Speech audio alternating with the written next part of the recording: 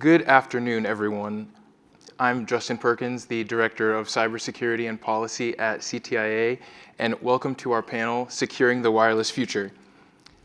Now more than ever, strengthening our cybersecurity against foreign threats has never been more important as we race to lead the world in 5G innovation. It's a new world, and some of us saw The Wizard of Oz earlier this week at the Sphere. Anybody the Sphere earlier this week? And this moment in history reminds me of the line, "Toto, I've got a feeling we're not in Kansas anymore," which echoes the feeling of entering a new cybersecurity landscape with new challenges and new opportunities. And we have 4 themes that we'll use to discuss how the industry is meeting those challenges and opportunities. So first, we'll talk about the government and industry efforts to secure 5G. Then we'll talk about the intersection between AI and cybersecurity. Third, we'll move to congressional activity and the continued need for harmonization. And then we'll move to some of the regulatory and legal developments with cybersecurity. And we're lucky to have our industry partners here that are working together with government to deal with the foreign adversary threats that we see and to promote a secure wireless future, not only for now, but into the future. So really excited to have Alana Scott here next to me, the Director of Security Frameworks at Ericsson, and Eric Tamarkin, the Senior Director of Public Policy Counsel at Samsung. Thank you both for joining us. So we'll start with the government and industry efforts to secure 5G. The wireless industry continues to make strides, as we know, to make 5G widely available and secure. Alana, what is Ericsson doing to make 5G secure and reliable, particularly as cyber threats evolve? Well, first, Justin, I don't say thank you for inviting me and CTIA for hosting this event. From Ericsson's perspective, securing 5G means embedding security in every layer of 5G. That's from design and deployment to operations and lifecycle management. We've built security into our architecture using zero trust principles, continuous monitoring, and advanced threat analytics to ensure resilience as the threat landscape evolves. Across the industry, there's growing alignment with frameworks like NIST Secure Software Development Framework and CIS's Collaborative Threat Sharing Initiative. The emphasis now is on resilience, as I said, designing networks that can detect, withstand, and recover from cyber threats faster than adversaries can exploit them. Great. And Eric, what's Samsung up to?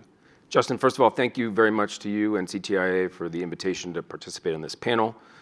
For those of you who don't know us, Samsung is a global 5G leader across network equipment, mobile devices, semiconductors, and services.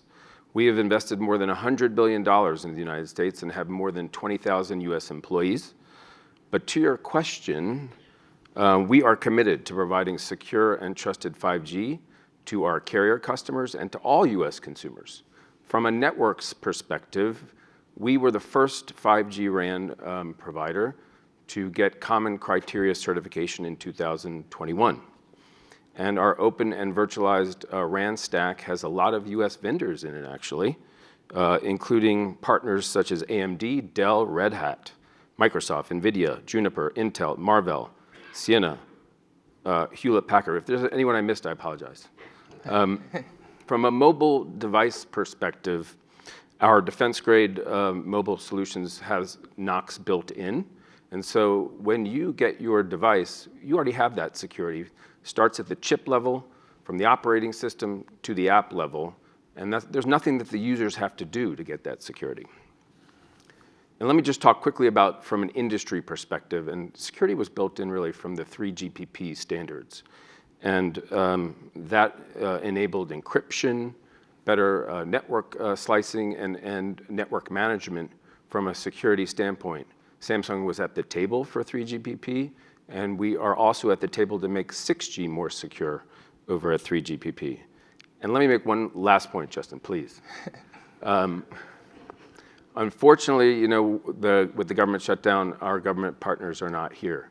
But they were instrumental in securing 5G.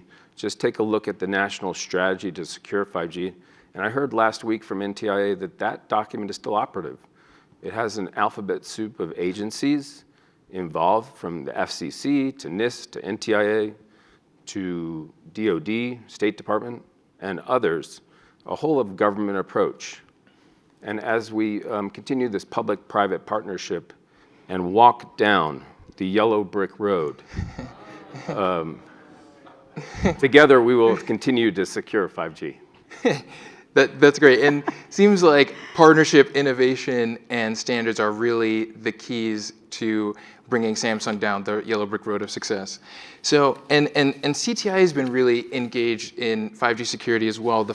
Our 5G security testbed is a collaborative effort between industry, academia, and government. And our goal is to test 5G features and validate security solutions in a real-world, practical environment. And most recently, we've completed a series of tests that address false base station attacks, and we show the significant improvement that 5G has over 4G in addressing those attacks. And so as Commissioner Trusty said, that's what these security solutions is what's making 5G truly unmatched. One of the other areas where our sector is a strong collaborator is securing the Internet of Things, the IoT devices. Eric, could you talk a little bit about the importance of U.S. leadership in securing IoT devices and ways that we work together to secure that part of the broader wireless ecosystem? Sure, thanks for the question. And look, by way of background, the first Trump administration was concerned with botnets and IoT security back in 2017, and the president issued an executive order then. Since that time, industry has partnered with government, and that culminated in the U.S. Cyber Trust Mark program, which launched in 2023. And for those of you who don't know about that, the Trust Mark is basically a government-endorsed mark on IoT devices indicating that you've met baseline security measures from NIST, and that includes encryption, it includes software updates, and a whole slew of other measures, including no default passwords. And look, this is really, it's good for manufacturers like us, it's good for consumers, but it's also good for national security and the carriers that are here at the show. Because if we can secure IoT devices, we can make sure network traffic is more secure, and we can make sure that critical infrastructure is protected.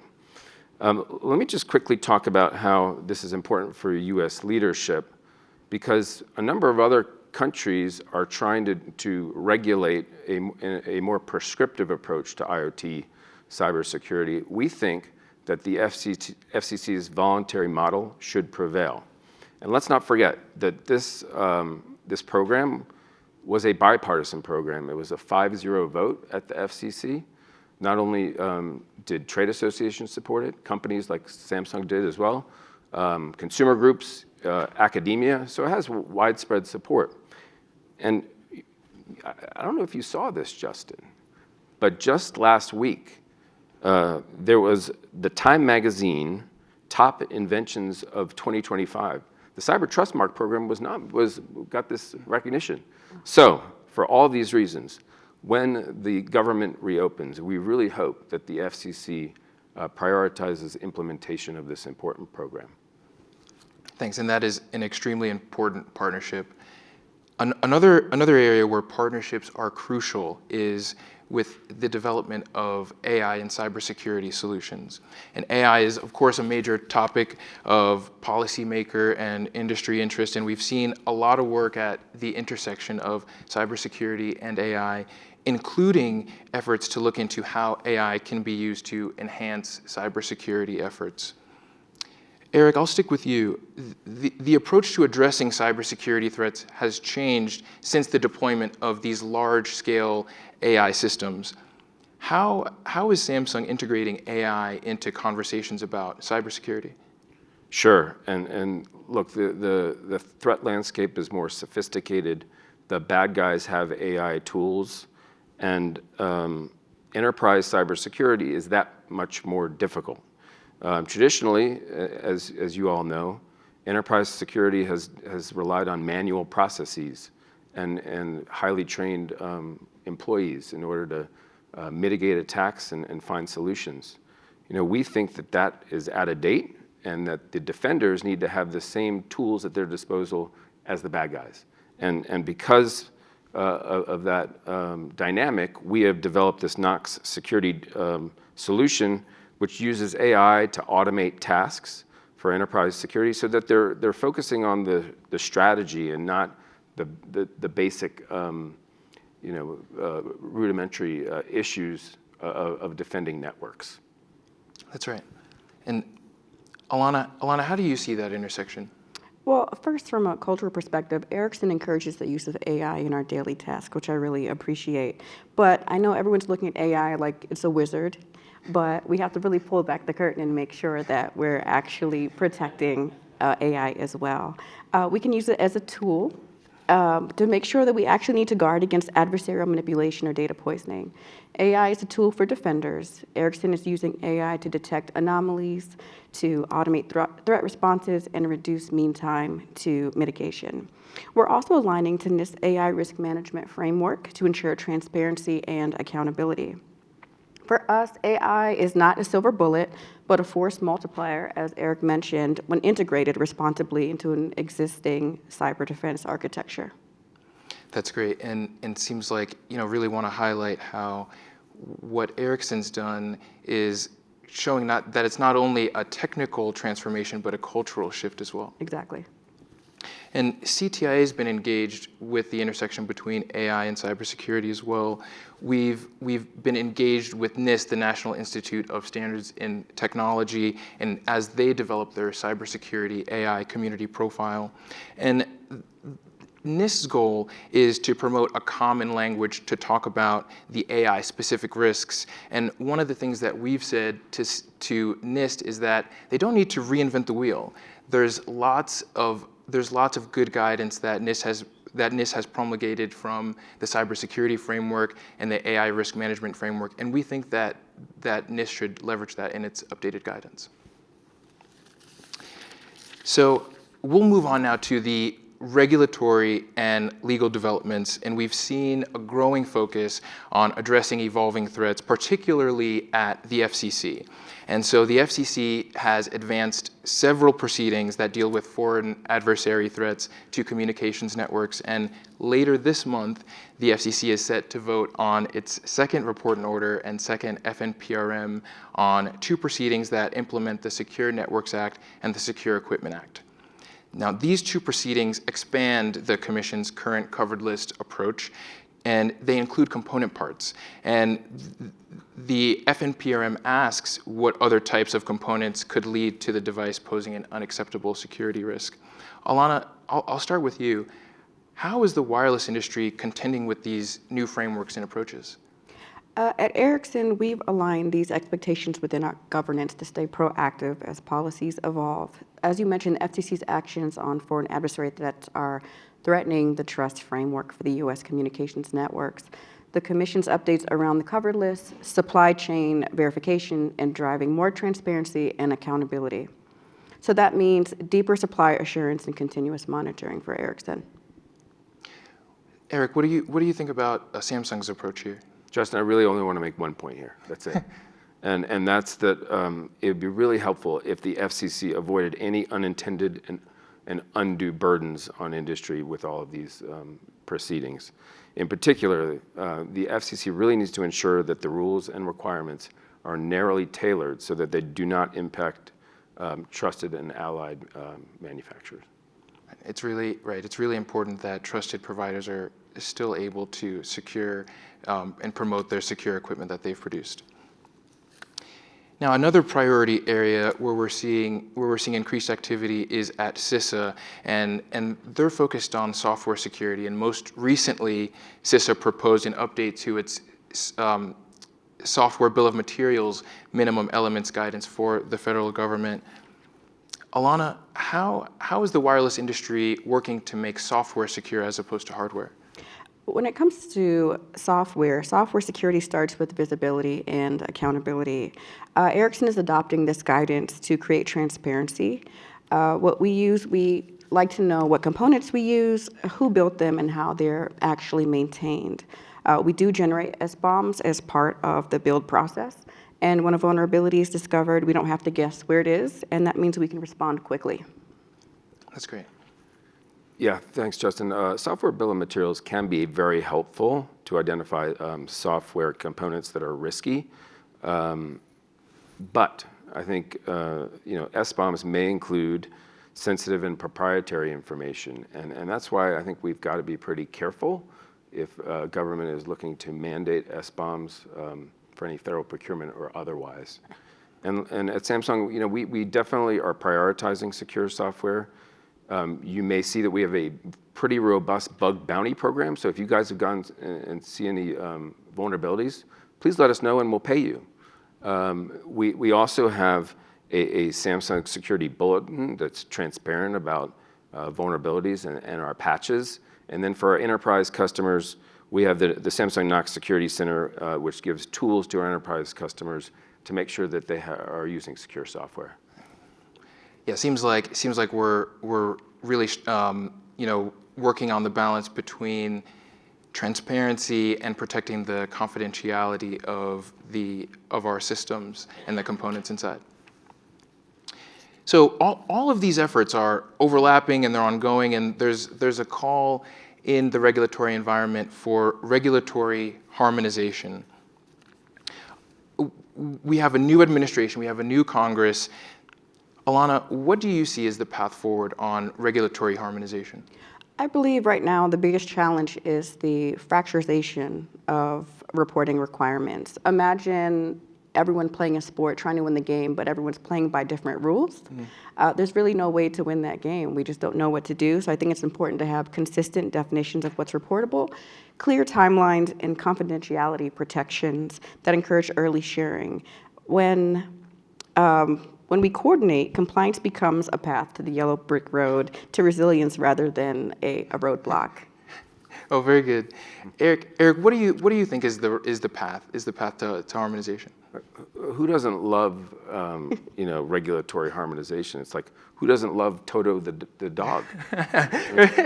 Come on, look, regulatory harmonization will deliver important security results by enabling public and private entities to focus on operational security and not administrative burdens. So I think we do have an opportunity to make progress here.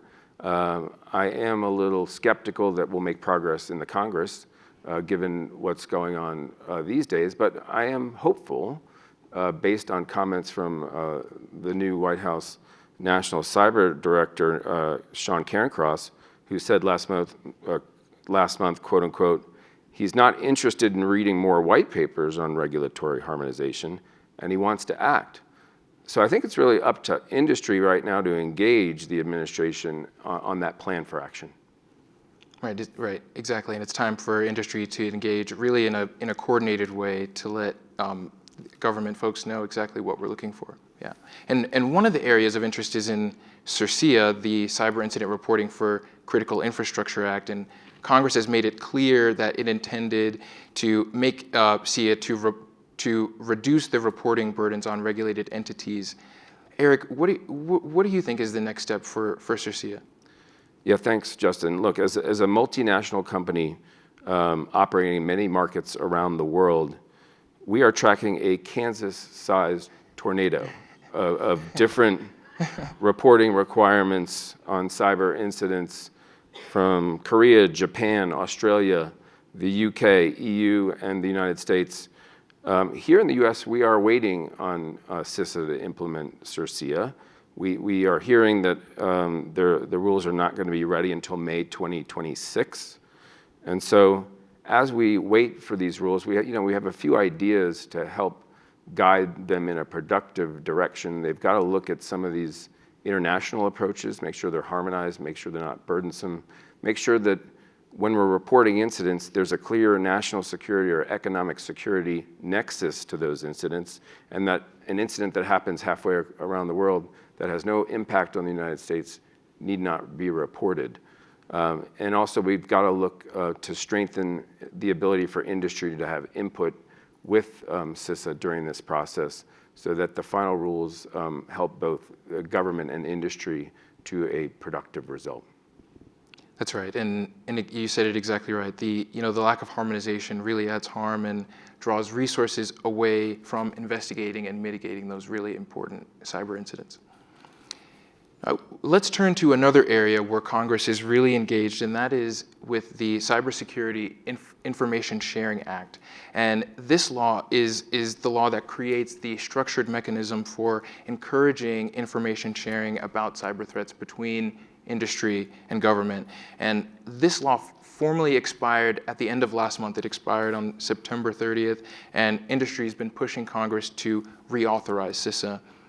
Alana, how has the lack of authorization impacted Ericsson?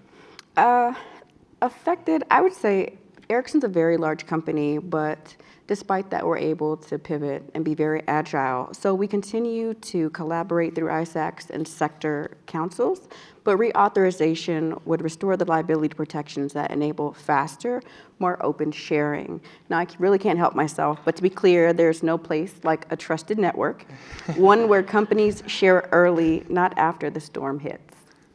Right, and we see exactly how important it is to be agile and nimble, but still, keeping that place so that government and industry can share threats. Absolutely. Now, one of the other areas of significant interest is in quantum computing, and we're talking about the future here.